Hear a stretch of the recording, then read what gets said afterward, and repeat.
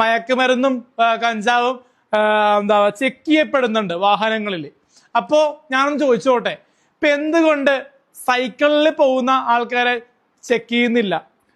പിന്നെ ഈ ബസ്സിൽ, പ്രൈവറ്റ് ബസ്സിലും ട്രാൻസ്പോർട്ട് ബസ്സിലും സഞ്ചരിക്കുന്ന യാത്രക്കാരെ ചെക്ക് ചെയ്യുന്നില്ല.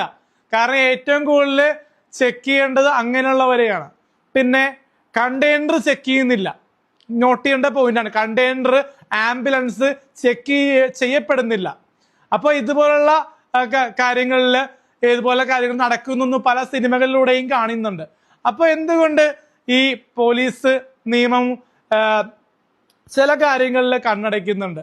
ഇപ്പൊ മയക്കുമരുന്ന് ഉപയോഗിക്കാൻ പാടില്ല പറയുന്നുണ്ട്. ചില വണ്ടികളെ മാത്രം ചെക്ക് ചെയ്യുന്നില്ല. സ്കൂട്ടറും കാറും ബൈക്കും മാത്രമേ ചെക്ക് ചെയ്യപ്പെടുന്നുള്ളൂ. ബാക്കിയുള്ള ഹെവി വെഹിക്കിൾസ്, ബസ്, ട്രെയിൻ വരെ ചെക്ക് ചെയ്യണമെന്ന് എനിക്ക് പറയാനുള്ളത്. കാരണം ഇതുപോലുള്ള വാഹനങ്ങളായിരിക്കും കൂടുതലും ഇത് പോകാനുള്ള സാധ്യത കൂടുതൽ. പക്ഷെ ഇത് നമുക്കൊന്നും ഇത് ഇങ്ങനെ പറഞ്ഞാലും ചെക്ക് ചെയ്യണമെന്നില്ല.